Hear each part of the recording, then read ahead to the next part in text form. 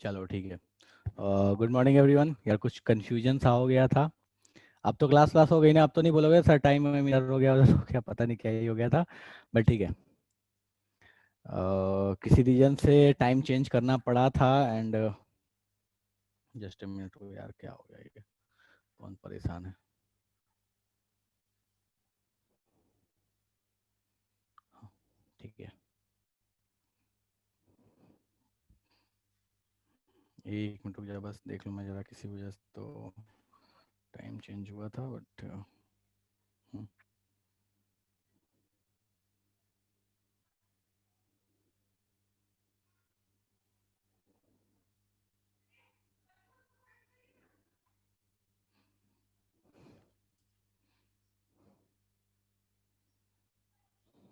Good morning भाई सबको, बहुत सारा गुड मॉर्निंग। और बाकी सब फर्स्ट।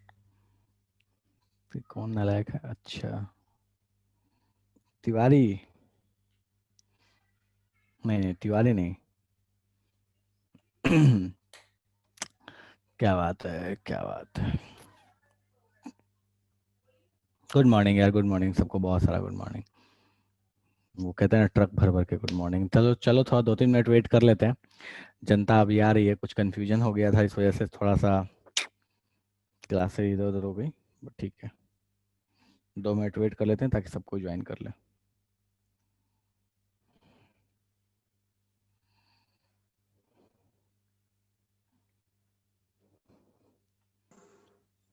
ओ भाई साहब, हम तो अनम्यूट करके गाना गाएंगे। चलो ठीक है, तो अनम्यूट का परमिशन हटा दिया मैंने।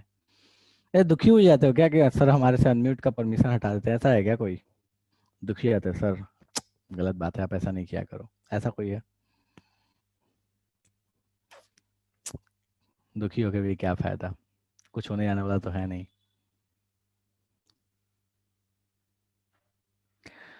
चलो ठीक है। नहीं यार, अभी भी लोग ज्वाइन कर ही रहे हैं, 2-3 मिनट वेट कर ही लेते हैं। हो गई अच्छे से क्लास बायो की, मैथ्स की? तो मुझे स्टिल नहीं पता कि रूटीन क्यों चेंज हुआ था।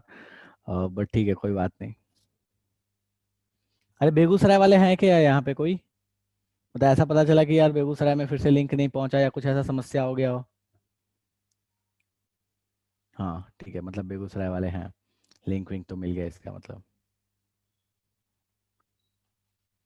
ओके ओके ओके आयुषी, ठीक है। चलो भाई ठीक है। ठीक है, तो लोग ज्वाइन कर चुके हैं, लगभग 39-40 लोग ज्वाइन कर चुके हैं, मतलब ठीक है। ओके, चलिए तो अपन सवाल शुरू करते हैं। अभी जस्ट हमने थोड़ी देर पहले बात किया था। थोड़ा सा कैमरा हमने सामने कर लिया यार। हाँ जी, आजा। ठीक है। ओके। सो लास्ट, अभी थोड़ी देर पहले जब 9 बजे क्लास स्टार्ट हुई थी तो हम लोगों ने बात किया था कि यार रेड ऑफ्स के क्वेश्चंस करने वाले थे। ठीक है। उससे पहले वाली क्लास में क्या किए थे, क्योंकि बहुत लोग नहीं थे तो मैं एक बार फिर से रिवाइज करा देता हूँ। लास्ट क्लास अगर आपको याद हो, मतलब काहूत से पहले वाला क्लास, तो लॉ ऑफ इक्विवेलेंस पढ़े थे। लॉ ऑफ इक्विवेलेंस में क्या था? तो लॉ ऑफ इक्विवेलेंस कहता था कि जितना ग्राम इक्विवेलेंट आपके रिएक्शन में, मान लो 2-3-4 रिएक्टेंट अगर यूज हो रहे हैं, तो सभी के ग्राम इक्विवेलेंट बराबर पार्टिसिपेट करते हैं किसी भी रिएक्शन में। ठीक है, किसी भी रिएक्शन में सभी रिएक्टेंट के ग्राम इक्विवेलेंट बराबर पार्टिसिपेट करते हैं। और इवन जो प्रोडक्ट भी बनता है उसका भी ग्राम इक्विवेलेंट बराबर ही होता है। ग्राम इक्विवेलेंट क्या चीज है?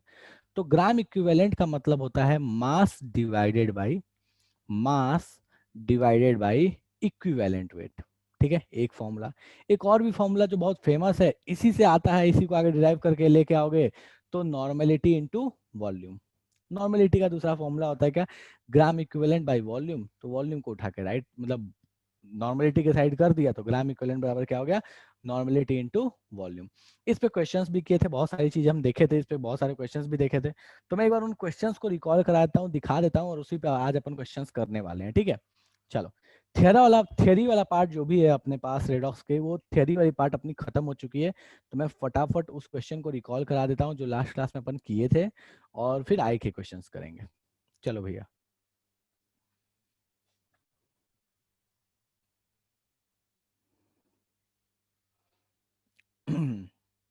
जैसे ये क्वेश्चन था, इस क्वेश्चन में क्या दिया हुआ था, ध्यान देना कि मैग्नीशियम हाइड्रोक्साइड रिएक्ट करता है सल्फ्यूरिक एसिड से, तो मैग्नीशियम सल्फेट देता है और वाटर देता है। बोलता क्या है कि अगर मैग्नीशियम हाइड्रोक्साइड जो आपने लिया था उसकी मोलैरिटी 2 मोलर है, उसका वॉल्यूम 2 लीटर है, H2SO4 की मोलैरिटी नहीं पता, वही पूछा है कि कितना होगा H2SO4। ठीक है, H2SO4 की मोलैरिटी कितनी लेनी होगी अगर उसका 2 लीटर रिएक्ट कर रहा है तो। ठीक है, तो हमने क्या बोला कि भैया दोनों का ग्राम इक्विवेलेंट बराबर रिएक्ट करेगा। मान लिया कि H2SO4 की मोलैरिटी x थी। ठीक है, तो चलो भैया यहाँ पे x लिख लिया। अब क्या करने वाले हैं कि दोनों की नॉर्मेलिटी लिखेंगे। कैसे लिखेंगे? तो हमें पता है कि नॉर्मेलिटी इक्वल्स टू क्या होता है, मोलैरिटी इंटू एन फैक्टर होता है। ये अपने को पता है, मोलैरिटी इंटू एन फैक्टर होता है, ये नॉर्मेलिटी का फॉर्मूला अपने को पता है। ठीक है, तो हमने यहाँ इसकी नॉर्मेलिटी लिख ली। कैसे? मोलैरिटी है 2 और इसका एन फैक्टर कितना होता है भैया, मैग्नीशियम हाइड्रोक्साइड का 2, तो 2 इंटू 2 4 हो गया। H2SO4 की H2SO4 की मोलैरिटी दी है x, हमने मान लिया x। ठीक है, तो इसकी नॉर्मेलिटी कितनी हो जाएगी, तो 2 इंटू एक्स हो जाएगी। क्यों भैया? क्योंकि H2SO4 का भी एन फैक्टर कितना है, 2 है, तो 2 इंटू एक्स हो गया। ठीक है, कोई समस्या नहीं है। अब बोलता क्या है कि दोनों का ग्राम इक्विवेलेंट बराबर रिएक्ट करेगा, तो दोनों का normality into volume, normality into volume equate कर दो। तो normality into volume for MgOH twice, ठीक है, normality into volume for H2SO4 N2 into V2। ठीक है, चलो भैया यहाँ ध्यान दो, तो इसकी नॉर्मेलिटी कितनी है, 4 है, 4 लिख लिया। इसका नॉर्मेलिटी 4 था तो को यहाँ 4 लिख लिया। वॉल्यूम कितना है, 2 लीटर, तो यहाँ पे 2 लीटर ले लिया। ठीक है, डन है। चलो भैया आगे आते हैं। ठीक है, उसके बाद यहाँ पे ध्यान दोगे अगर, तो हमें एक चीज यहाँ पे दिख रहा है क्या, कि इसकी जो नॉर्मेलिटी है, जो सेकंड वाला सॉल्यूशन है H2SO4, इसकी नॉर्मेलिटी है 2x, तो यहाँ 2x लिख लिया। वॉल्यूम है 2 लीटर, यहाँ 2 लीटर पुट कर लिया, तो हमें यहाँ से x की वैल्यू आ गई, दैट इज 2। मतलब H2SO4 की मोलैरिटी कितनी लेनी पड़ेगी, तो 2 मोलर लेना पड़ेगा। ये क्वेश्चन हम लोगों ने लास्ट क्लास में कर लिया था। ठीक है, सेम इसी बेस पे एक और भी क्वेश्चन था, उसको भी कर लिया कि H2SO4 और NaOH रिएक्ट कर रहा है। इसमें क्या बोला था कि भैया कि इसकी मोलैरिटी है 0.2, वॉल्यूम है 500 ml। इसकी मोलैरिटी है 0.2, वॉल्यूम नहीं पता, पूछा था वॉल्यूम कितना चाहिए।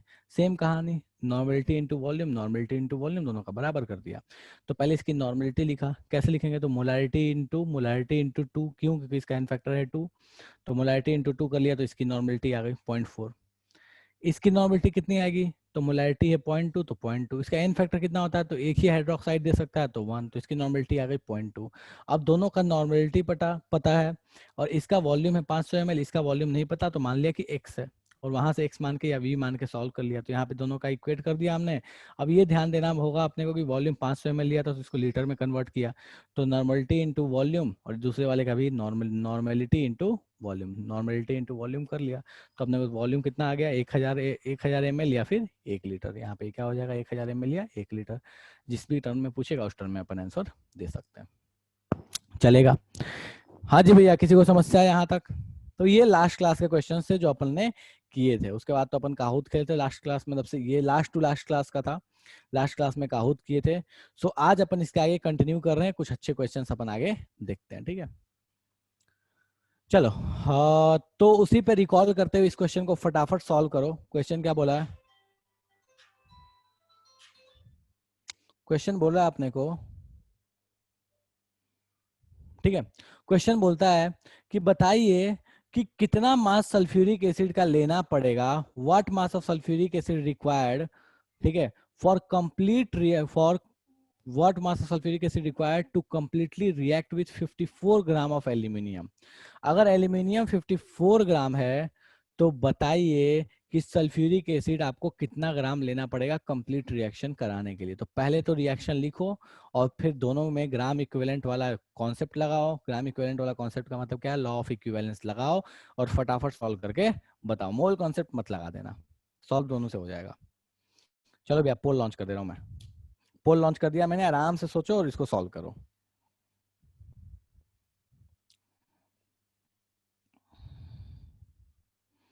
रिएक्शन लिखो और सॉल्व करो।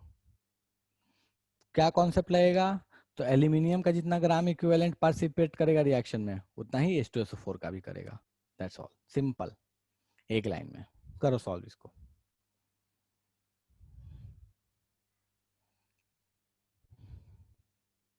आराम से करो, कोई जल्दी नहीं है, कोई जल्दी नहीं है, बट सही होना चाहिए, पॉइंट ये है, गलती मत करना बस।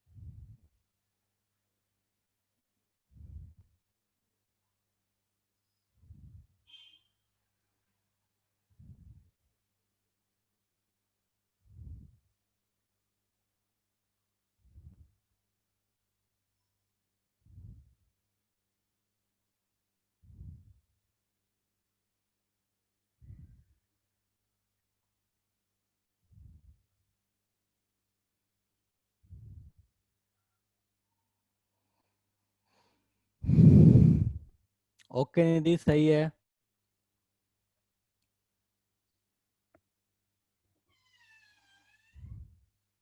हाँ सही है बिल्कुल।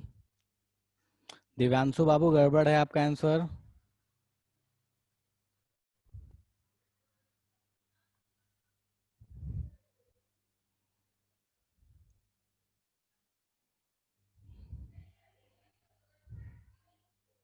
अंजन सही है।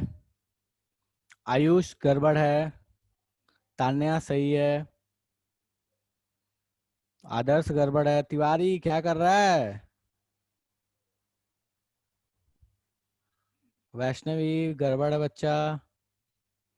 फिर से देखो रिएक्शन प्रेम से। एल्यूमिनियम की वैलेंसी कितनी होती है? ऑक्सीडेशन नंबर का क्या चेंज होगा? भारती गड़बड़ है।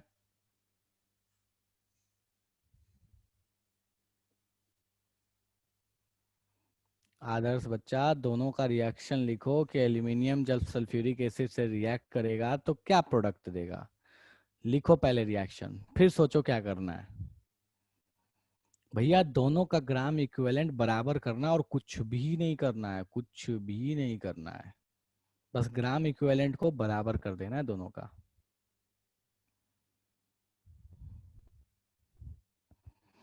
अबे आदर्श क्या चाहता है भाई मेरे? कितना पास रखूं बता?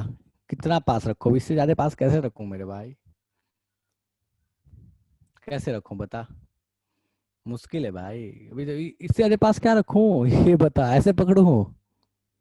ऐसे पकड़े रहो। हाँ हाँ, मतलब हाँ ठीक है, वेरी गुड। करो भैया, अभी तक करो यार। क्या है मतलब, अभी 20% जनता जवाब दी है, उसमें भी बहुत कम लोगों ने सही आंसर दिया है। वैष्णवी गड़बड़ है। आनंद गड़बड़ है। गड़बड़ है भाई। ऐसे मत करो यार, ऐसे ऐसे गलती करोगे तो कैसे होगा बताओ। आदर्श सही है। आनंद, आदर्श आनंद सही है। कल्याणी गड़बड़ है। आरीज गड़बड़ है। चलो भैया ध्यान दो यहाँ पे। देखो, एल्यूमिनियम रिएक्ट कर रहा है सल्फ्यूरिक एसिड से, ठीक है? तो एल्यूमिनियम सल्फ्यूरिक एसिड से रिएक्ट कैसे करेगा भैया? तो एल्यूमिनियम एल H2SO4 भैया, ये रिएक्शन जब करेगा तो अपने को प्रोडक्ट देगा Al2SO4 थ्राइस प्लस H2। कोई ऐसा जिसको इस रिएक्शन में समस्या है? हैंड रेज कर दो तो। कोई ऐसा जिसको इस रिएक्शन में समस्या है? कोई ऐसा जिसको इस रिएक्शन में समस्या है तो बता दो कि ये रिएक्शन में समस्या है, समझ में नहीं आ रहा। जल्दी बोलो भाई। जिसको रिएक्शन में समस्या नहीं है, सब कुछ तो ठीक है, रिएक्शन ही समझ में नहीं आ रहा है अपने को, तो भैया ये रिएक्शन क्या है पता नहीं मेरे को। हम तो आज तक ऐसा रिएक्शन ही नहीं देखे हैं बचपन से। कोई ऐसा कहना चाहता है कि रिएक्शन में समस्या है अपने को? बोल लो भाई, कोई ऐसा जिसको रिएक्शन में समस्या हो। डन है? नहीं, रिएक्शन में तो अपने को समस्या नहीं है। अब आगे आते हैं, ठीक है? देखो ध्यान दो यहाँ पे। बोलता क्या कि सल्फ्यूरिक एसिड का मास कितना लूं कि वो कितने ग्राम एल्यूमिनियम से रिएक्ट करे? 54 ग्राम एल्यूमिनियम से रिएक्ट करे। क्या करना है अपने को? पहले सोचो यार क्या करना है। ये बुद्धि लगाओ कि करना क्या है अपने को। अपने को करना ये है कि जितना ग्राम इक्विवेलेंट एल्यूमिनियम का रिएक्ट करेगा उतना ही H2SO4 का भी करेगा। दोनों का बराबर ग्राम इक्विवेलेंट रिएक्ट करने वाला है रिएक्शन में, ठीक है? चलो भैया, ग्राम इक्विवेलेंट होता क्या है? ग्राम इक्विवेलेंट होता है या तो नॉर्मेलिटी इनटू वॉल्यूम, अगर नॉर्मेलिटी के टर्म में दिया है। अगर मास वास के टर्म में दिया है तो मास अपॉन इक्विवेलेंट वेट। तो पहले तो देखो कि इक्विवेलेंट वेट आएगा कितना। एल्यूमिनियम का ऑक्सीडेशन नंबर यहाँ 0 है। यहाँ पे ध्यान दोगे भैया तो ये +3 है। देखो यहाँ पे +3 एल्यूमिनियम का, ठीक है? चलो, एल्यूमिनियम का कितने चेंज का हो रहा है? कितना चेंज हो रहा है? तो सर 3 का चेंज हो रहा है। तो पहले तो मैं दोनों का इक्विवेलेंट वेट लिखता हूँ कि भैया दोनों का इक्विवेलेंट वेट कितना होगा। फिर मैं ग्राम इक्विवेलेंट लिखूंगा। इक्विवेलेंट वेट एल्यूमिनियम का कितना होगा भैया? तो इसका molar mass by n factor. Molar mass है भैया इसका 27। एन फैक्टर कितना होता है भैया एल्यूमिनियम के लिए? कितना दिख रहा है अपने को? 3। इसका इसके लिए लिखते हैं इक्विवेलेंट वेट। मोलर मास होता है 98। एन फैक्टर कितना होगा भैया? तो इसकी दिख रहा है अपने को, एन फैक्टर कितना हो जाएगा? 2। कोई ऐसा जिसको यहाँ तक समस्या है तो भैया हैंड रेज करो कि सर हमको नहीं पता इक्विवेलेंट वेट क्या होता है, ये हम जिंदगी में पहली बार सुन रहे हैं, हमको तो पता ही नहीं है ये चीज। बोलो भैया। कोई ऐसा जिसको यहाँ तक समस्या है कि हमको नहीं पता, जिंदगी में पहली बार देख रहे हैं ये इन्फेक्टर वाली कहानी। मतलब इससे टफ टफ क्वेश्चन कर लिए, लेकिन अगर हमको 5 दिन छोड़ दिया गया तो हम शरबत बना के पी जाएंगे, हम सब भूल जाएंगे। इससे मतलब 5 दिन या 7 दिन पहले, जितने दिन भी पहले क्लास हुई उतने दिन पहले तक इससे अच्छे वाले क्वेश्चन कर लेंगे, लेकिन हाँ 7 दिन बाद हो रहा है, सब शरबत बना के पी जाएंगे, उसके बाद अपने को मतलब ही नहीं है कि क्या पढ़ाया था। चलो इक्विवेलेंट वेट हो गया। नेक्स्ट आते हैं। अब इक्विवेलेंट वेट के बाद अपने को क्या करना है कि दोनों का ग्राम इक्विवेलेंट बराबर होगा। चलो भैया, तो दोनों का ग्राम इक्विवेलेंट लिखो। ग्राम इक्विवेलेंट क्या हो जाएगा, तो भैया ये तो पहले ध्यान दो, ये 9 हो गया और ये हो गया 49, 49, ठीक है। ग्राम इक्विवेलेंट क्या होगा, तो मास अपॉन इक्विवेलेंट वेट। इसका मास कितना दिया हुआ है, तो 54 ग्राम दिया हुआ था, ऊपर क्वेश्चन में दिख रहा है आपने को 54 ग्राम दिया हुआ। देखो भैया ध्यान दो, यहाँ पे आ गया ये 54 ग्राम दिया हुआ है, यहाँ पे 54 ग्राम, ठीक है। तो चलो भैया 54 ग्राम दिया हुआ है। अरे भाई क्या, कैसे आवाज कम आ रही है यार। चलो ठीक है, तो 54 ग्राम इसका मास दिया हुआ है एल्यूमिनियम का। चलो भैया 54 divided by equivalent weight, equivalent wait 9। इसका मुझे मास नहीं पता, इसी का मास पूछा था, मैंने मान लिया कि इसका मास x होगा। इसका मास मैंने मान लिया कि x होगा, और ये किसका इक्विवेलेंट वेट कितना आ रहा है भैया, तो 49, ठीक है। दोनों का ग्राम इक्विवेलेंट लिख लिया। अब दोनों को बराबर कर दो, क्योंकि लॉ ऑफ इक्विवेलेंस क्या बोलता है भैया, रिएक्शन में जितने भी रिएक्टेंट्स हैं उन सबका बराबर ग्राम इक्विवेलेंट रिएक्ट करता है। चलो भैया, अब इससे आसान मैं क्या बताऊं, बताओ इससे आसान क्या होगा। चलो, तो 54/9 इक्वल्स टू x अपॉन 49। यहाँ से सॉल्व करके देखो क्या आ रहा है। तो यहाँ से x की वैल्यू कितनी आ जा रही है भैया, मुझे फटाफट बता दो कितना आ रहा है। कितना आ रहा है यहाँ से x की वैल्यू सॉल्व करने पे।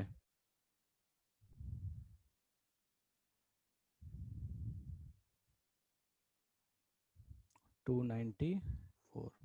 तो अपने पास H2SO4 का मास कितना आ गया भैया, 294 आ गया।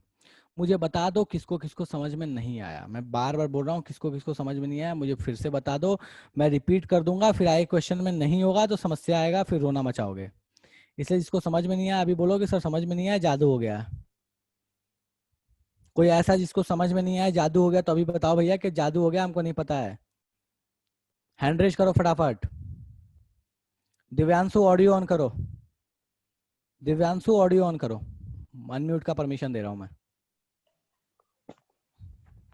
हाँ दिव्यांशु, ये बताओ लॉ ऑफ इक्विवेलेंस क्या बोलता है बच्चा, ये बताओ। पिछला वाला क्लास नहीं किया था, मतलब पिछले के पिछले वाला जिसमें आप बताए थे ग्राम इक्विवेलेंस, वही समझ में नहीं आया। किए थे या नहीं किए थे, मेरे को पहले ये बताओ। नहीं, नहीं किए थे। क्यों भैया, क्यों नहीं किए थे। वहाँ पे देने जाना था, क्या बोलते हैं, माइग्रेशन, ये सब सर बोले थे, तो मतलब हम लोग चले गए उसी टाइम पे। चलो, वीडियोस नहीं मिला उसका। नहीं, सर बोले उसका वीडियो नहीं है, मतलब रिकॉर्डिंग ऑन नहीं है। कौन बोला ये बात। अमन सर, आदर्श भी था, पूछ लीजिए।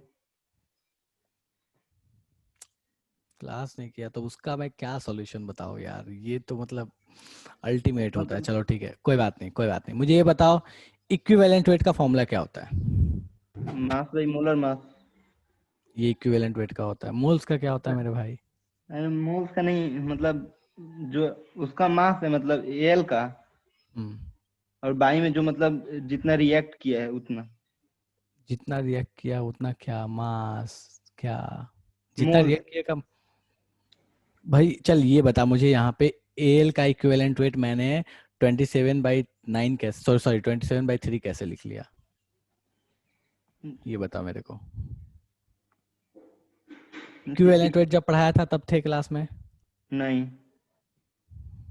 यार अब इक्विवेलेंट वेट में नहीं थे बच्चा, उसके बाद वाली क्लास में नहीं थे, तो कैसे समझ में आएगा मेरे को, ये बता दो। और मुझे जहाँ तक लगता है कि शायद यूट्यूब पे वीडियो है, क्योंकि कुछ बच्चे बोल रहे हैं कि यूट्यूब पे है वीडियो लास्ट क्लास की। सर बोले थे मतलब कि नहीं है, इसलिए मतलब नहीं देखा वहाँ पे। कोई बात नहीं दिव्यांशु, एक बार लेकिन क्लासेस देख देख लूंगा लो, अभी। वीडियोस देख लो, ठीक है। क्योंकि अच्छा। अगर मैं बताऊंगा तो जो चीजें आप छोड़ चुके हो, जो चीजें नहीं पता, फिर मैं कैसे उस चीज को कैसे समझ पाओगे भाई। तो बेसिक चीजें ना, ठीक है। हम्म। थोड़ा सा वीडियो देख लो। चलो। हाँ जी, और किसको किसको समझ में नहीं आया बताइए।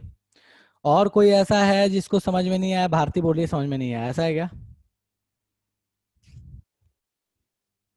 कोई ऐसा जिसको अभी भी समझ में नहीं आया, ये क्वेश्चन जादू हो गया? जल्दी देखो, नहीं बोलोगे, डिस्कशन नहीं करोगे तो नहीं समझ में आएगा, आगे भी ऐसे जादू होते चला जाएगा। बोलोगे नहीं समझ में आया, मैं बताऊंगा तो समझ में आएगा, नहीं तो फिर पार हो जाएगा भैया। आदर्श बोल रहा है कि हाँ समझ में तो आ गया। अच्छा ठीक है, मैजिक नहीं हुआ, चलो यार ठीक है, अब तो अच्छी बात है। मैं यही उम्मीद कर रहा हूँ कि मैजिक ना हो, यही चाहता हूँ मैं। लेकिन ऐसे ऐसे ऐसे करोगे तो फिर कैसे होगा यार, मतलब इतने आसान क्वेश्चन नहीं सॉल्व कर रहे हो। चलो ठीक है, ओके। नेक्स्ट क्वेश्चन बोलता क्या है कि moles of sodium bicarbonate reacts with 3 mole of H3PO4। Moles of sodium bicarbonate reacts with 3 moles of H3PO4। इसका स्क्रीनशॉट ले लो, इस क्वेश्चन को आराम से घर पे करना, ये अभी नहीं करा रहा मैं। स्क्रीनशॉट ले लो, ये आपका होमवर्क है, आराम से घर पे करना, ठीक है। डन है। चलो नेक्स्ट क्वेश्चन पे आते हैं। एक क्वेश्चन मैं यहाँ पे लिख के दे रहा हूँ हैंड टू हैंड, उसको सॉल्व करो। चलो, जब उस क्वेश्चन को नहीं किए तो इस क्वेश्चन को हैंड टू हैंड दे रहा हूँ, सॉल्व करो और बताओ भैया क्या होगा। ठीक, कहाँ वीडियो कहाँ गायब हो गया भाई। देखो, मुझे दिया हुआ है बैरियम, ये रिएक्ट कर रहा है ऑक्सीजन के साथ और बना ले रहा है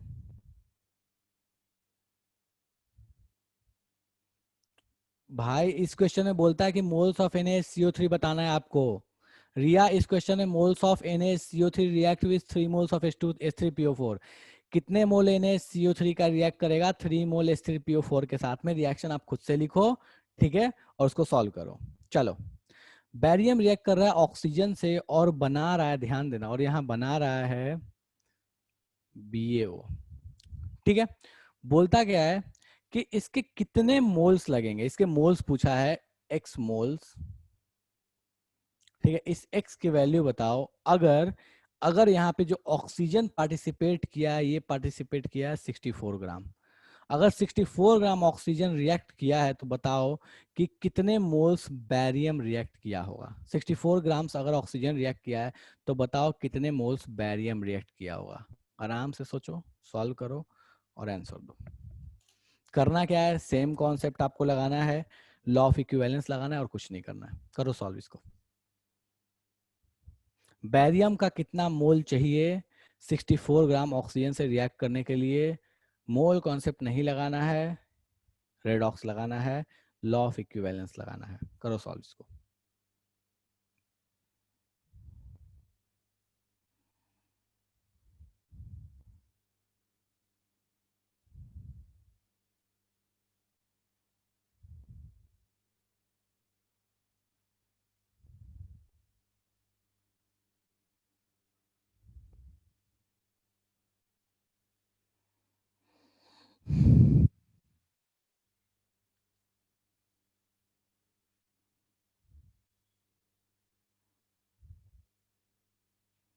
कितने मोल्स बैरियम चाहिए?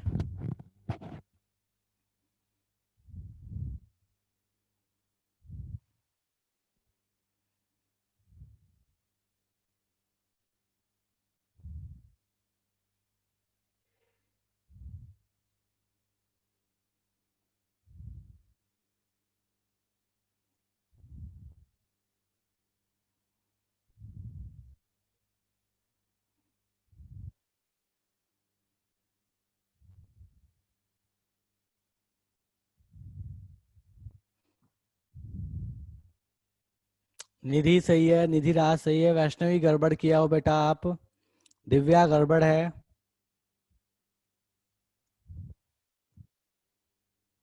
पता नहीं क्या, अंजन सही है,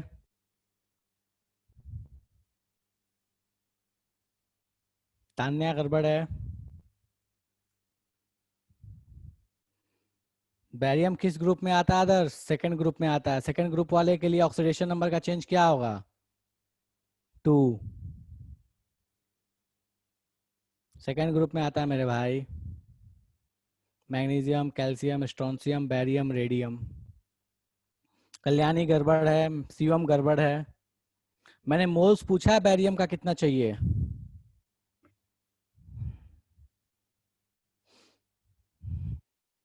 आदर्श सही है, आदर्श आनंद सही है। आरीज गड़बड़ है, आनंद कुमार गड़बड़ है। चलो भैया ध्यान दो यहाँ पे, दोनों का ग्राम इक्विवेलेंट बराबर होगा। भारतीय गड़बड़ है, देखो ध्यान दो भैया, यहाँ पे दोनों का ग्राम इक्विवेलेंट बराबर होगा। अपने को कॉन्सेप्ट यही लगाना है भाई, और कुछ नहीं करना अपने को। चलो लगाते हैं, देखो ध्यान दो यहाँ पे,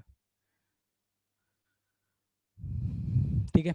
अगर बहुत लोगों को याद हो तो ग्राम इक्विवेलेंट का मैंने फॉर्मूला सीधे बताया है, एन फैक्टर इनटू मोल्स, ये भी बताया है। कैसे आता है ये एन फैक्टर इनटू मोल्स? एक फॉर्मूला तो आपको पता है ना भैया, ये तो पता है, मास अपॉन इक्विवेलेंट वेट। और इक्विवेलेंट वेट क्या होता है? Molar mass by n factor. तो मैं mass upon molar mass into n factor को मैं यहाँ लिख लूँ, molar mass by n factor equivalent weight को सब्स्टिट्यूट करके, molar mass upon n factor, नीचे था तो ऊपर चला गया।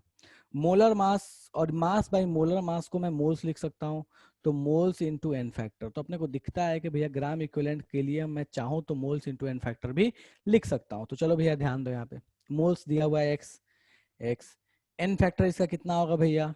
तो अगर ध्यान दोगे तो मैंने बोला ये सेकेंड ग्रुप का है, ऑक्सीडेशन नंबर यहाँ पे 0 है, यहाँ पे +2 है। तो भैया ये चेंज कितने का दिख रहा है अपने को? 2 का दिख रहा है।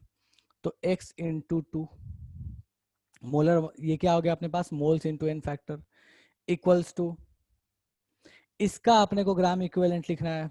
मास कितना दिया है? 64। इक्विवेलेंट वेट O2 का कितना होगा? तो याद करो, तो मैंने ऐसे भी बताया था कि O2 का 8 होता है सॉल्व करके। ठीक है, फिर से यहाँ पे सॉल्व कर लो भैया, कोई दिक्कत नहीं है। यहाँ ऑक्सीडेशन नंबर इसका 0 है, और 0 से ये कितना में गया है? तो -2 में गया है। कितने का चेंज? 2 का चेंज, ठीक है। अच्छा O2 है तो एक ऑक्सीजन में 2 का चेंज हुआ भैया, तो 2 ऑक्सीजन एटम है तो कितने का चेंज हो जाएगा? कितना इलेक्ट्रॉन ये लूज करेगा? 4 लूज करेगा। तो चेंज कितने का हो गया? 4 का हो गया। तो अपने पास इक्विवेलेंट वेट अगर मैं बात करूं इसका लिखने का, तो इसका मास हो गया, O2 का मोलर मास हो गया 32, और इसका एन फैक्टर हो गया 4। ठीक है, तो यहाँ पे नीचे में हो गया 32/4, मतलब इसका क्या हो गया? 8। तो मैं इसको ऐसे सिंपली लिख, चलो ठीक है। तो भैया यहाँ से सॉल्व करके लेके आओ, तो 2x इक्वल्स टू हो गया 64/8, ये हो गया 8। ठीक है, तो x की वैल्यू कितनी आ गई भैया? ये 2 है और ये 8 है, तो ये कितना आ गया? 4 मोल आ गया। ठीक है, चलेगा। तो यहां से अपने पास x की वैल्यू आ गई, दैट इज 4 मोल। अभी बता देता हूं, आपका होमवर्क है रेडॉक्स का एक्सरसाइज कौन सा, मैं बता दे रहा हूँ, लास्ट वाला एक्सरसाइज छोड़ के उससे पहले वाले तक पूरा, मतलब थर्ड एक्सरसाइज दे दिया था, तो सेकंड एक्सरसाइज आपका होमवर्क है, सेकंड एंड फोर्थ।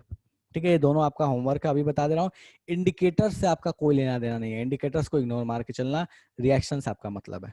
ठीक है, तो ये आपके पास आ गया, कितना मोल्स आ गया? तो भैया ये आपके पास आ गया, एक्स की वैल्यू आ गई 4 मोल्स। इंडिकेटर्स आपको बाद में पढ़ाया जाएगा, ठीक है, तो इंडिकेटर्स के लिए परेशान नहीं होना, अभी इंडिकेटर्स आपको समझ में नहीं आएगा।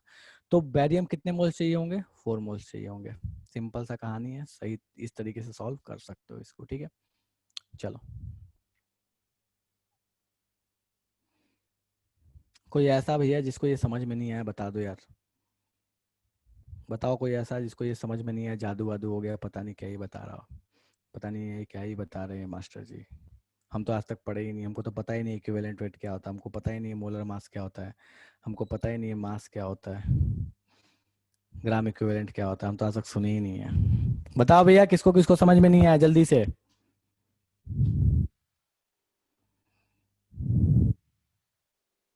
इंडिकेटर्स निधि, इंडिकेटर्स से आपका कोई लेना देना नहीं है, इंडिकेटर्स को छोड़ दो, क्वेश्चन सॉल्व करो, बिना इंडिकेटर के भी सॉल्व हो जाएगा, परेशान नहीं होना। अगर ज्यादा लगे कि नहीं हो रहा है तो छोड़ देना क्वेश्चन, कोई दिक्कत नहीं, मैं क्लास में बताऊंगा। ठीक है, क्वेश्चंस का इंडिकेटर से कोई लेना देना नहीं है कि क्या इंडिकेटर है, नहीं है, आपको रिएक्शन से मतलब है बस। डन है, चलो नेक्स्ट आते हैं। इस क्वेश्चन को सॉल्व करो फटाफट। ये क्वेश्चन थोड़ा अच्छा है, थोड़ा मेहनत करना पड़ेगा आपको, सॉल्व करो, सोचो क्या करें इस क्वेश्चन में। बोलता क्या कि कोई मेटल है, उसको बर्न किया गया, ऑब्वियस ऑक्सीजन के प्रेजेंस में रिएक्शन कराया गया, तो उसका जो मास है वो 24% बढ़ गया। यहाँ वेट को ना वो फिजिक्स वाला में वेट मत समझ लेना कि भैया यहाँ तो मास इनटू ग्रेविटी हो जाएगा, नहीं, ये वेट का मतलब वेट ही है, ठीक है, ये वेट का मतलब मास ही है। तो बोलता क्या है कि इक्विवेलेंट वेट ऑफ मेटल कितना होगा। मेटल को बर्न किया गया है ऑक्सीजन के प्रेजेंस में, उसका मास 24% बढ़ गया है। बोला है बताइए भैया उस मेटल का इक्विवेलेंट वेट कितना है, बताओ भैया कितना होगा उसका इक्विवेलेंट वेट।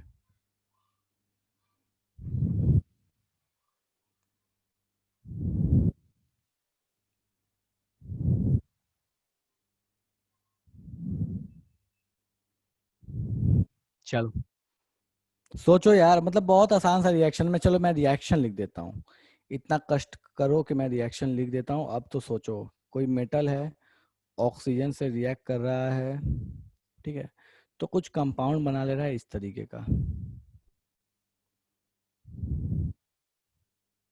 इसी तरह कंपाउंड बनता है, अपने को पता है, ठीक है।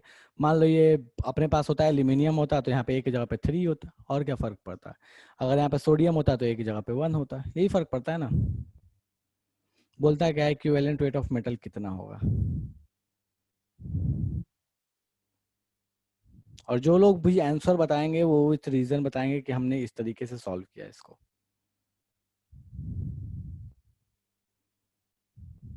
ये कॉन्सेप्ट लगाया है हमने।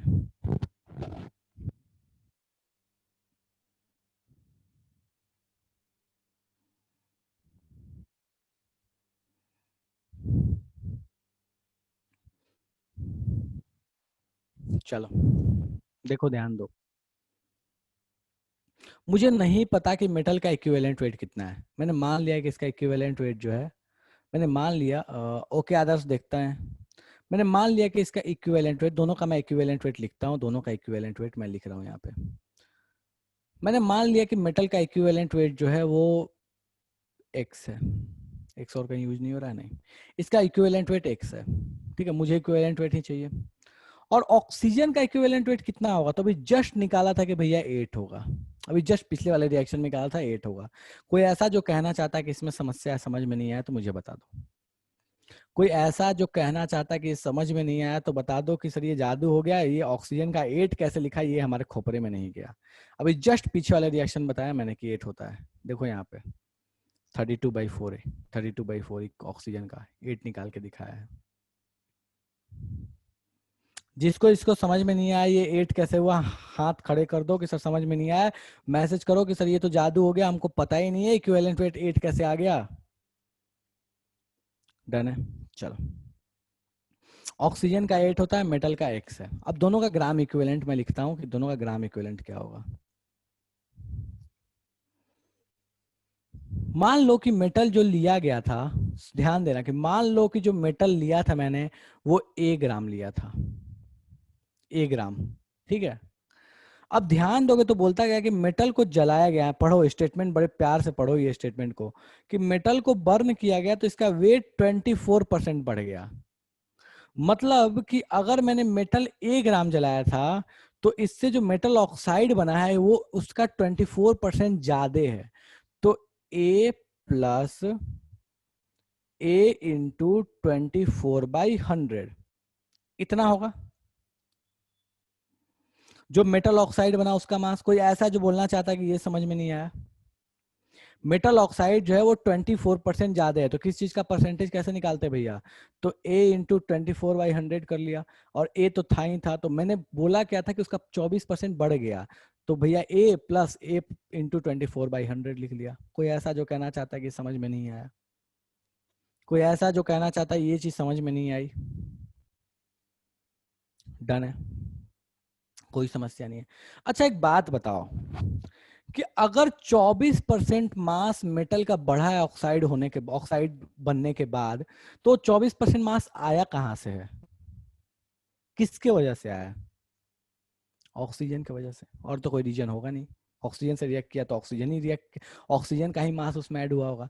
मतलब अगर मैं ऐसे बोल लूं कि अगर ये A ग्राम रिएक्ट किया होगा तो ये ऑक्सीजन जो रिएक्ट किया है वो रिएक्ट किया है 24/100 × A ग्राम। तभी तो इसका 24% मास बढ़ा ना, ये ए और ये उसका 24%, 24%, ठीक है। इन दोनों को ऐड करने के बाद ये बन गया। कोई ऐसा जो कहना चाहता है कि समझ में नहीं आया, जादू हो गया भैया? बोलो कोई ऐसा जिसको जादू हो गया, ये तो जादू हो गया कि ए कैसे आया, 24/a कैसे आया, हमको तो पता ही नहीं है। 24/100 इंटू ए कैसे आया, हमको नहीं समझ में आ रहा है। कोई ऐसा कहना चाहता है?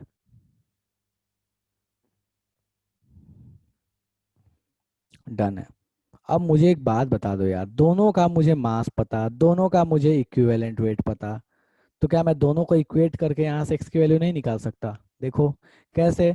दोनों का ग्राम इक्विवेलेंट क्या हो जाएगा, बराबर हो जाएगा। ग्राम इक्विवेलेंट होता क्या है, तो मास अपॉन इक्विवेलेंट वेट, ठीक है। सॉरी, ये ग्राम इक्विवेलेंट में ये लिखना था, तो यहाँ पे मैं सीधे ग्राम इक्विवेलेंट लिख लूँ ना, दोनों का मास लिख लिया। ग्राम इक्विवेलेंट इसका x और इसका 8 चलेगा। दोनों का ग्राम इक्विवेलेंट लिख लिया, दोनों को इक्वेट कर दिया, काम खत्म। यहाँ से निकालो तो यहाँ से दिखेगा क्या तुमको कि a और a तो कैंसिल आउट हो जाएंगे, आपको x की वैल्यू कैलकुलेट होकर चली जाएगी। निकालो x की वैल्यू कितनी आएगी, फटाफट निकालो x की वैल्यू कितनी आएगी। तो x की वैल्यू जब यहाँ से कैलकुलेट करोगे, देखो ये a और ये a कैंसिल आउट हो गया, इसको उठा के इधर पटक दो, इसको उठा के इधर पटक दो। तो जब इसको सॉल्व करोगे तो एक x की जो वैल्यू आने वाली है वो आ जाएगी 33.33। डन है, ये जादू हो गया? ये बताओ मेरे को, डन है या जादू हो गया? हमको 4 दिन बाद 5 दिन बाद अगर आप पढ़ाइएगा सेम टॉपिक, तो हम तो उसका शरबत बना के पी जाते हैं। हमको नहीं पता भैया, हमको तो पता ही नहीं इक्विवेलेंट वेट क्या होता है, हमको तो पता ही नहीं है ग्राम इक्विवेलेंट क्या होता है, हमको तो पता ही नहीं है इनफैक्टर क्या होता है। मेटल पता ही नहीं है, मेटल क्या होता है, हमको तो 8th क्लास में पढ़ाया गया था, है ना? ऐसा ही तो लग रहा है मेरे को देख के, फीलिंग तो ऐसी ही आ रही है। चलो कोई बात नहीं, ठीक है। तो ये हो गया आपके पास सॉल्व। अगर आपके पास ऑक्सीजन या किसी के साथ रिएक्ट कराएगा तो ऑक्सीजन का डायरेक्टली याद रखना, इक्विवेलेंट वेट अपन 8 लेके चल लेते हैं, ठीक है। चलो, ये क्वेश्चन आपका होमवर्क है, आराम से करना। उसी बेस पे है, जहाँ ऑक्सीजन यूज किया आपकी बार उसका क्लोरीन यूज कर लिया, ऑक्सीजन के बजाय क्या यूज कर लिया, क्लोरीन यूज कर लिया। आराम से घर पे सॉल्व करना। वेपर डेंसिटी दिया हुआ है, याद रखना वेपर डेंसिटी का रिलेशन होता है मोलर मास से, ठीक है। वो मैंने आपको मोल कॉन्सेप्ट में 10,000 बार पढ़ाया है, ठीक है। तो इसका स्क्रीनशॉट ले लो, आराम से इस क्वेश्चन को घर पे सॉल्व करना, ठीक है। आपके मॉड्यूल का ही क्वेश्चन है, कुछ अलग नहीं है। ओके, चलो नेक्स्ट। ये क्वेश्चन आपका अभी सॉल्व करना है, इस क्वेश्चन को अभी सॉल्व करो आराम से। बोलता क्या है कि moles of AS2S3 arsenic sulphide, ये बना रहा है आर्सेनेट आयन, यहाँ बनेगा, ठीक है। हाइड्रोजन आर्सेनेट इसको बोलते हैं, ठीक है। आर्सेनिक एसिड भी बोला जाता है इसको, ठीक है। तो बोलता क्या है कि भैया AS2S3 जो है वो इसमें भी कन्वर्ट हो रहा है, ठीक है। कब? जब इससे वो रिएक्ट कर रहा है तब, ठीक है। अब बोलता क्या है कि 1 मोल ऑफ HNO3, सॉरी उल्टा बोल गया, ठीक है, 1 मिनट रुक जाओ। ये इसमें कन्वर्ट हो रहा है और इसमें कन्वर्ट हो रहा है, कब? जब ये HNO3 के साथ रिएक्ट हो रहा है तब। अगर HNO3 1 मोल लिया था जो कि NO में फाइनली कन्वर्ट हो गया, तो बताओ AS2S3 कितना लिया होगा। मैं पूरा रिएक्शन लिख देता हूँ, रिएक्शन अगर नहीं लिखूंगा तो ज्यादा समस्या होगा। तो मैं ये रिएक्शन लिख देता हूँ, HNO3 प्लस, ये बहुत अच्छा क्वेश्चन है, एडवांस का पुराना क्वेश्चन है, ठीक है। ये कन्वर्ट हो रहा है H3SO4 प्लस H2SO4 और साथ में NO। बोलता क्या है कि अगर इसका 1 मोल लिया था तो बताइए इसका कितना मोल रिएक्ट करेगा, ठीक है। करने का अलग अलग तरीके, तुम चाहो तो बैलेंस करके भी कर सकते हो, ठीक है। बट अपने को बैलेंस करके जाओगे तो फिर फायदा क्या है रेडॉक्स पढ़ने का। तो मोल कॉन्सेप्ट नहीं लगाना, रेडॉक्स लगाओ और रेडॉक्स लगा के इसको सॉल्व करके बताओ कि AS2S3 का कितना मोल चाहिए होगा। कैसे सॉल्व करोगे? तो AS2S3 का तो सबसे पहले आपको ये निकालना पड़ेगा कि उसका एन फैक्टर कितना है। वो एन फैक्टर में ही सारा गेम है। अगर AS2S3 का एन फैक्टर सही से कैलकुलेट कर लिए तो सारा कहानी सॉल्व हो जाएगा। और ऐसे क्वेश्चन मैंने आपको करा के दिखाए थे एक बार, जब बैलेंसिंग कराया था तो क्रॉस मल्टीप्लाई करके बैलेंस करते वक्त सिखाया था कि इसको बैलेंस कैसे करते हैं। उस समय एन फैक्टर मैंने निकालना सिखाया था। तो इसका निकालो एन फैक्टर और मुझे फटाफट बताओ कि भैया कितने मोल से H2S3 चाहिए होगा। करो सॉल्व, शुरू हो जाओ, शुरू हो जाओ। और जो भी आंसर बताएगा वो उसमें विथ रीजन बताना कि हाँ ये रीजन है इसलिए। हमको अच्छे क्वेश्चंस मत कराओ सर, हमको अच्छे क्वेश्चन कराओगे तो हमको पछता नहीं है, ठीक है, हम परेशान हो जाते हैं और 6 दिन बाद क्लास होती है तो हम शरबत बना के पी जाते हैं। इसलिए ना हमको बस लॉलीपॉप वाले क्वेश्चन करा दो, ठीक है, वरना हम क्लास नहीं करेंगे, ऐसा है ना। चलो बढ़िया, वो अच्छी बात है कि ऑफलाइन क्लास नहीं है। करो सॉल्व इसको।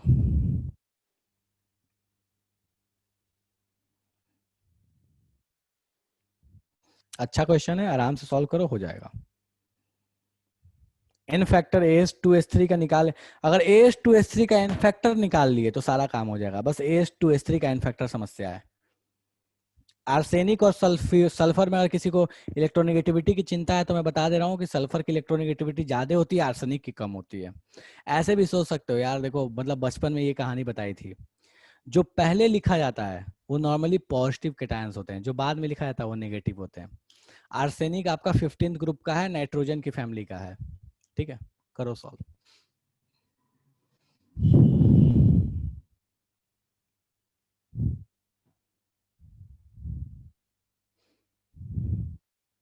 बहुत अच्छा क्वेश्चन है ये, एडवांस का पुराना क्वेश्चन है ये।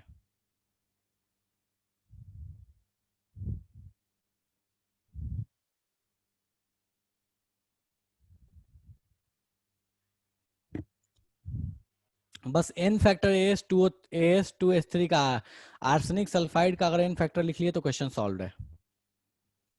कैसे? एन फैक्टर लिख लिए तो एन फैक्टर इनटू मोल्स क्या होता है, ग्राम इक्विवेलेंट। पहले वाले का मोल्स दिया है, एन फैक्टर से मल्टीप्लाई करना, दूसरे वाले का मोल्स x मान लो, एन फैक्टर से मल्टीप्लाई कर देना, दोनों को बराबर कर देना, मोल्स की वैल्यू चली आएगी। बस सारा गेम एन फैक्टर का है, सारा गेम एन फैक्टर का है। एन फैक्टर अगर निकाल लिए तो सारा काम हो जाएगा।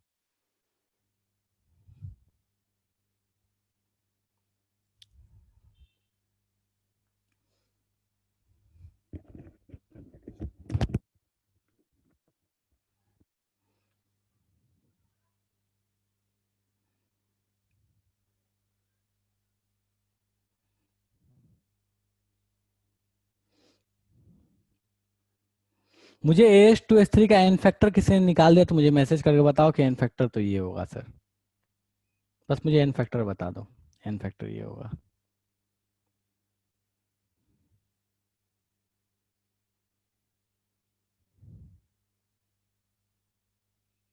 मेरा ऐसा चाहते हो क्या कि सब बच्चा वाला क्वेश्चन बस करा दिया जाए, ऐसा चाहते हो? कल्याणी गलत है बच्चा।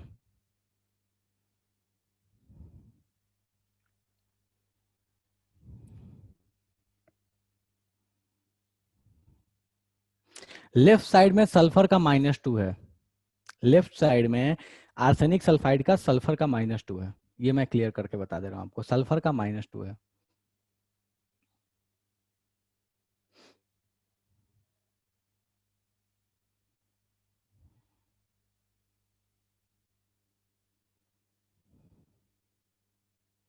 आधी जनता तो मेरे को लगता है इसलिए हाथ खड़ी कर दी कि एडवांस का क्वेश्चन है तो छोड़ जाने दो, कुछ तो बहुत मेहनत वाला काम होगा। अंजन गलत है, निधि गलत है। निधि बट थोड़ा ट्राई करो, मुझे लगता है आप पास पहुंच रहे हो। आनंद गलत है, प्राची गलत है।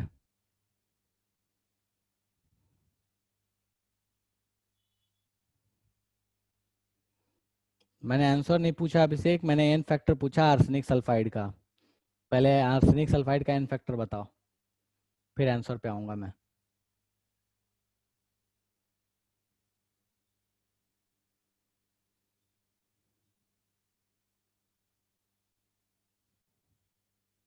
मैं आंसर नहीं पूछ रहा, एन फैक्टर बताओ पहले, तो बात करूंगा आगे। जो आंसर भेज रहा है उसका रिस्पॉन्ड नहीं करूंगा मैं जब तक एन फैक्टर नहीं बताओगे।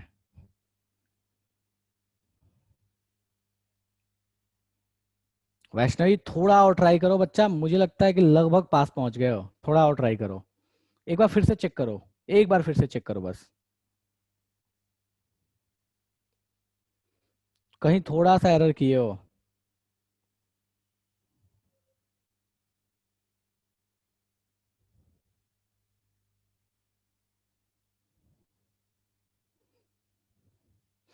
उसके बाद जिसका मैंने नहीं बोला है वो समझ लो जितने लोगों ने इन फैक्टर भेजा है वो गलत भेजा है, आस पास भी नहीं पहुंचे हो,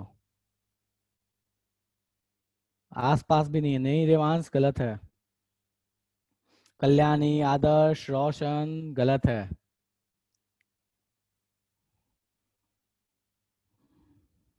चलो चलो ठीक है, मैं बताता हूँ, देखो ध्यान दो यहाँ पे, यहाँ मुझे बताओ आर्सेनिक का ऑक्सीडेशन नंबर क्या है, चलो बताओ आर्सेनिक का ऑक्सीडेशन नंबर क्या है यहाँ पे, आर्सेनिक सल्फाइड में यहाँ पे आर्सेनिक आर्सेनिक का ऑक्सीडेशन नंबर कितना है,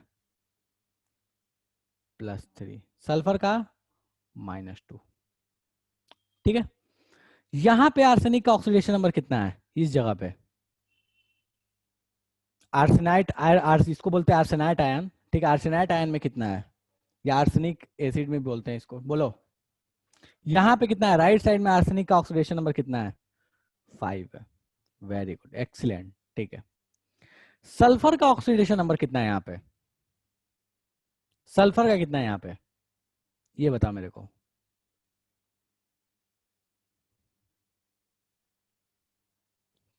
+6, क्या बात है। अब देखो याद करो एन फैक्टर, मैंने जो बताया था एन फैक्टर क्या होता था, एन फैक्टर होता था कि कोई भी मॉलिक्यूल जो भी दिया हुआ है उसके ऑक्सीडेशन नंबर का चेंज, इन शॉर्ट बोलो तो इलेक्ट्रॉन एक्सचेंज का चेंज, वही होता था एन फैक्टर। अगर गौर फरमाओगे यहाँ पे तो यहाँ ध्यान दो कि आर्सेनिक +3 से +5 में गया तो 2 इलेक्ट्रॉन को इसने लूज किया है, और अगर सल्फर -2 से +6 में गया तो सल्फर भी इलेक्ट्रॉन लूज ही किया है और वो भी 8 लूज किया है।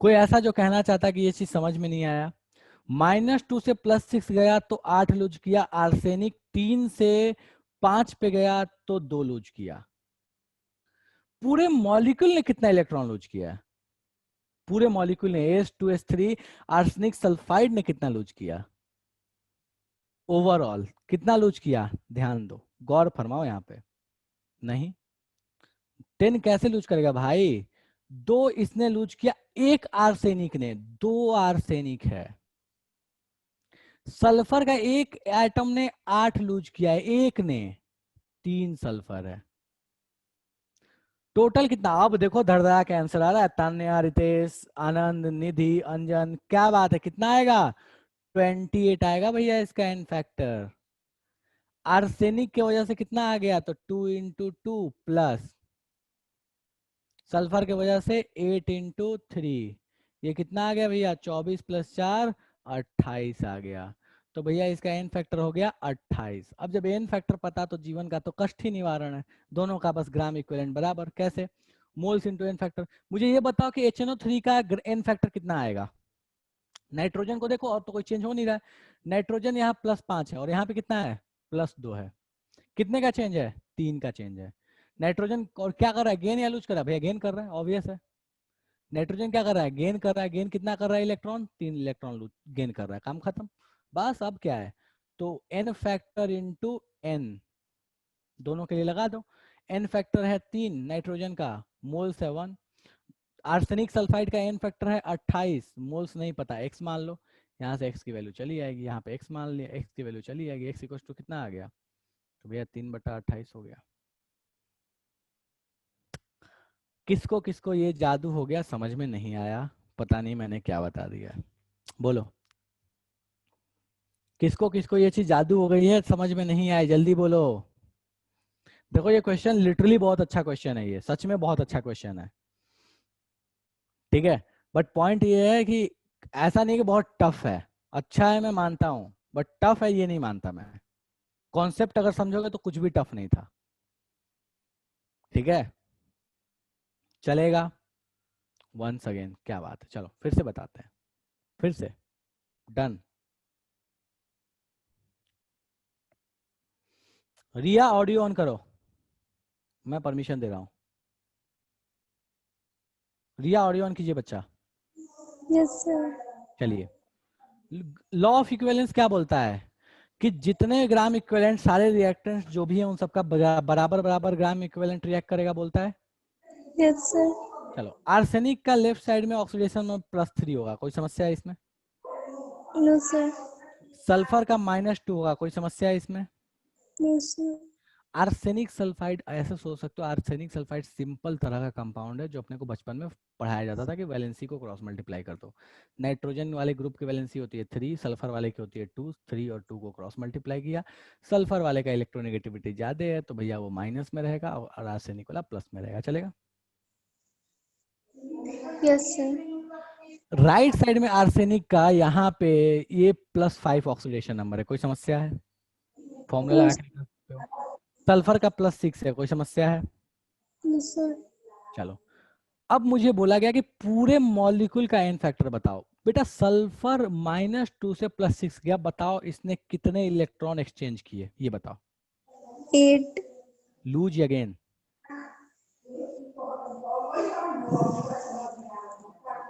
एट इलेक्ट्रॉन का लूज अगेन। माइनस से प्लस आओगे, इलेक्ट्रॉन लूज हो रहा है गेन हो रहा है? गेन।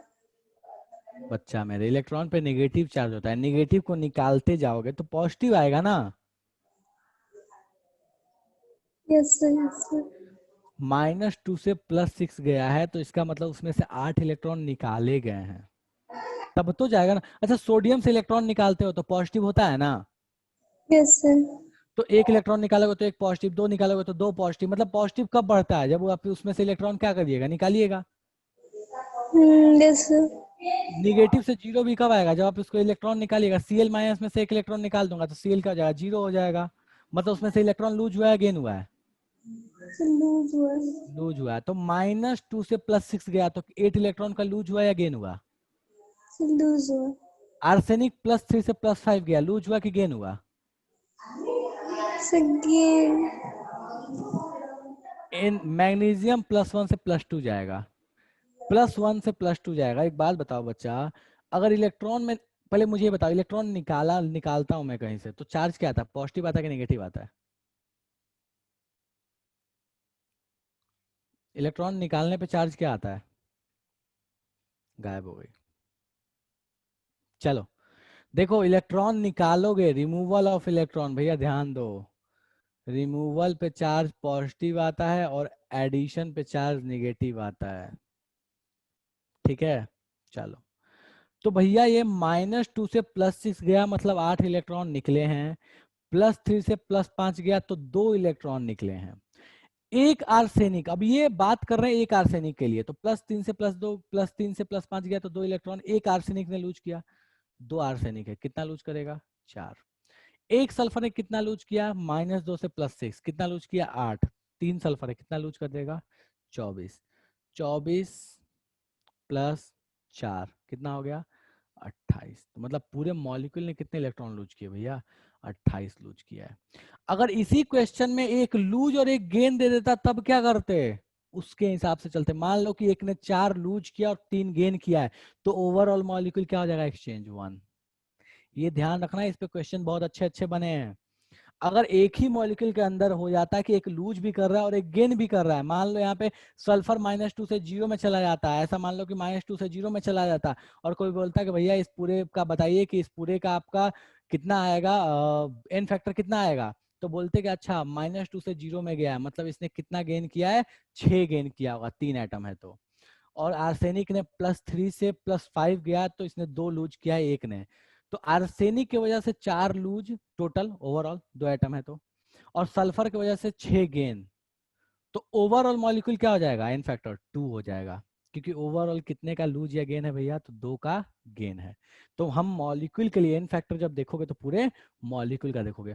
ऑक्सीडेशन नंबर 1 का होता है, एक एटम का होता है, लेकिन एन फैक्टर पूरे मॉलिक्यूल का होता है, पूरे सेट का होता है, चाहे वो आयन हो चाहे वो मॉलिक्यूल हो, कुछ भी हो, उस पूरे का होता है, एन फैक्टर पूरे का होता है, बट ऑक्सीडेशन नंबर एक एटम का होता है, ठीक है। तो ये आपके पास कहानी थी पूरी कि भैया इस क्वेश्चन को सॉल्व कैसे करेंगे। कोई ऐसा जिसको अभी भी समझ में नहीं आया तो हैंड रेस फटाफट कर दो या मैसेज करो कि समझ में नहीं आया जल्दी से। कोई ऐसा है जिसको समझ में नहीं आया अभी भी? चलो भैया ठीक है, कोई दिक्कत नहीं है।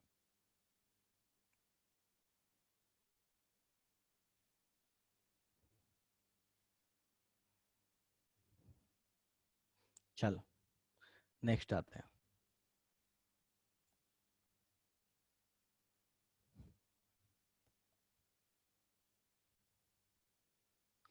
इस क्वेश्चन को देखो, बोलता क्या है।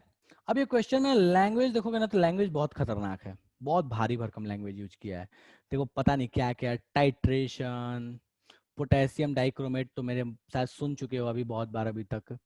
एसिडिफाइड मोर सॉल्ट पता नहीं क्या ही चीज है, डाइफिनाइलमीन पता नहीं क्या चीज है, इंडिकेटर वो बहुत भारी भारी नाम है। क्वेश्चन लास्ट में दिया है सिंपल सा, number of moles of more salt required पर मोल ऑफ डाइक्रोमेट। तो मैं इसको सिंपल तरीके से बोलता हूं कि क्वेश्चन क्या कहता है। सिंपल तरीके से आसान भाषा में, डाइक्रोमेट अगर आपको याद हो तो मैंने बहुत बार बोला है कि Cr2O7 2- को डाइक्रोमेट आयन बोलते हैं। K2Cr2O7 को बोलते थे पोटेशियम डाइक्रोमेट, जो यहाँ लिखा हुआ है। पूरा मत लिखो, Cr2O7 2- लिख लो, अपना काम बन गया। तो बेसिकली कहना क्या चाहता है कि Cr2O7 2- ये डी ब्लॉक का रिएक्शन अभी आपको नहीं आएगा तो इसलिए मैं लिख के दे रहा हूँ। रिएक्ट करता है किसके साथ? रिएक्ट करता है तो मोर सॉल्ट के साथ। पता नहीं यार मोर सॉल्ट होता क्या, मैं फॉर्मूला लिख दूंगा, बट ऐसे समझ लो कि Fe+2 से रिएक्ट कर रहा है। प्रोडक्ट में क्या देगा? Fe+3 देगा और साथ में Cr+3 देगा। ठीक है, एसिडिक मीडियम है, बैलेंस करने की जरूरत है नहीं अपने को, तो बैलेंस अपने को पता है कि रेडॉक्स में तो बैलेंसिंग की जरूरत पड़ती है नहीं। तो ये रिएक्शन दिया है, सिंपल सा कहानी है। बोलता गया है कि भैया अगर आपने इसका 1 मोल ले लिया है तो बताइए इसका कितना मोल चाहिए रिएक्ट होने के लिए। बस खेल खत्म, यही रिएक्शन है, यही क्वेश्चन है इतना लंबा चौड़ा कि इसके 1 मोल के लिए इसका कितना मोल चाहिए। फटाफट सॉल्व करो। मोर सॉल्ट का यहाँ फॉर्मूला लिख देता हूं मैं, ठीक है। तो अब प्रैक्टिकल वाले केमिस्ट्री में आ जाता है ये पार्ट, बट ठीक है अभी आ गया सामने सामने तो देख लो। FeSO4 dot NH4SO4 dot 6H2O, इसी को बोलते हैं मोर सॉल्ट। ठीक है, इतना लंबा चौड़ा आपको कोई मतलब नहीं है, ध्यान रखने की जरूरत नहीं है। मोर सॉल्ट आ गया तो Fe+2 लिख दो आंख बंद करके, और डाइक्रोमेट आ गया तो Cr2O7 लिख दो 2- आंख बंद करके। तो इसको फटाफट सॉल्व करो और मुझे बताओ कि अगर ये 1 मोल ये क्रोमेट आयन रिएक्ट करेगा तो इसका कितना मोल चाहिए। शुरू हो जाओ।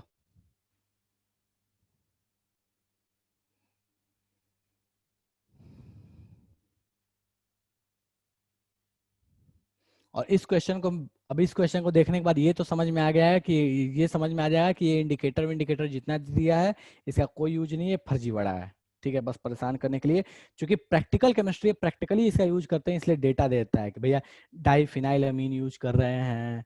ठीक है, कोई कभी बोलेगा मिथाइल ऑरेंज यूज कर रहे हैं, कभी भी बोलेगा फेनोफ्थलीन यूज कर रहे हैं। अबे क्या मतलब है, मेरे को कोई यूज करो। ठीक है, कोई भी यूज करो। वैष्णवी बच्चा फिर से चेक करो, वैष्णवी फिर से चेक करो, तान्या फिर से चेक करो, आयुष सही है, रिया फिर से चेक करो।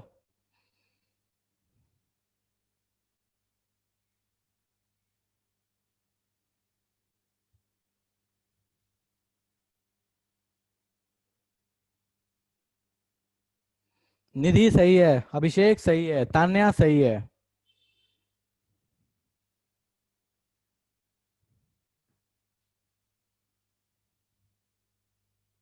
अंजन गड़बड़ है, रिया सही है, नितेश सही है, कल्याणी गड़बड़ है। भैया ध्यान दो, कुछ नहीं यार, इससे फर्जी क्या रिएक्शन होगा। यहाँ क्रोमियम का ऑक्सीडेशन नंबर +6 है, यहाँ पे +3 है, कितने का चेंज है भैया? 3 का। ऑक्सीडाइज हो रहा है रिड्यूस हो रहा है? जल्दी मुझे मैसेज करके बताओ तो, ऑक्सीडाइज या रिड्यूस? क्रोमियम ऑक्सीडाइज हुआ रिड्यूस हुआ है?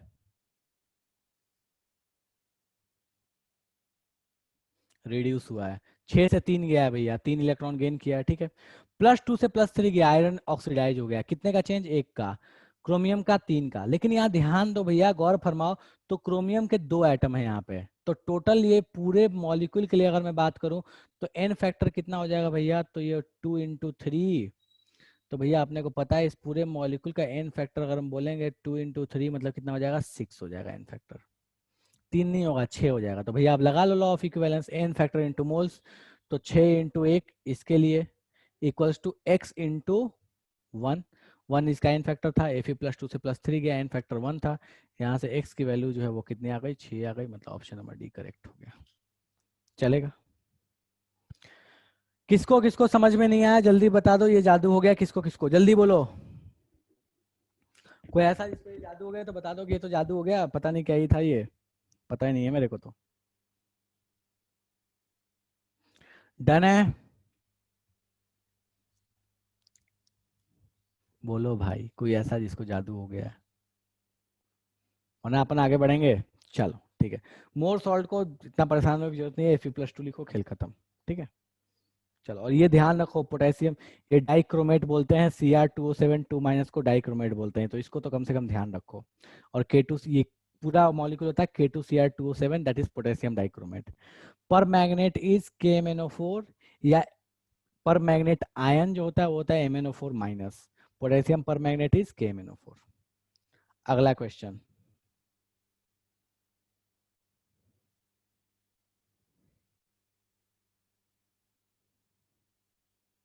चलो सॉल्व करो इसको। बोलता क्या है कि बेंजोइक एसिड एक मोनोबेसिक एसिड है, मतलब एन फैक्टर 1, पहले बता दिया एन फैक्टर क्या है, 1 है। बोलता क्या है कि इसका प्योर सैंपल जो है उसको डिसॉल्व, चलो इसको थोड़ा साइड करें ना अपन।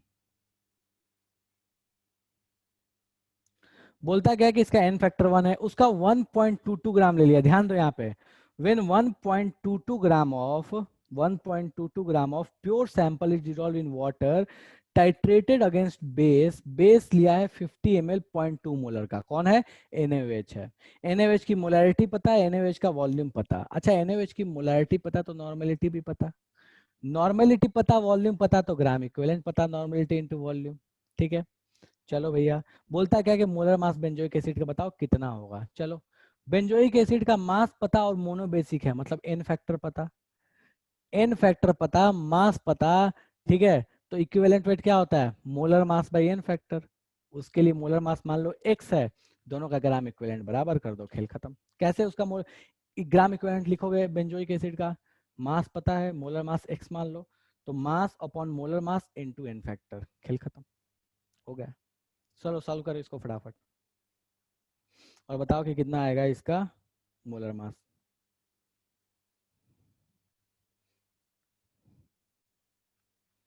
करो भैया फटाफट इसको और मुझे बता, फटाफट बताओ कितना आएगा मोलर मास।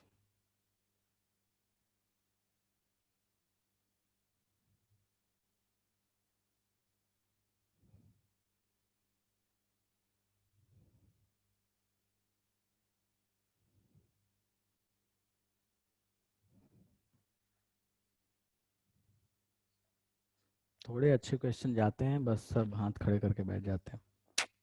ओके, तो होमवर्क मैंने बता दिया, अगले क्लास में डिस्कशन होगा, एक्सरसाइज सेकंड का तो पूरा होगा।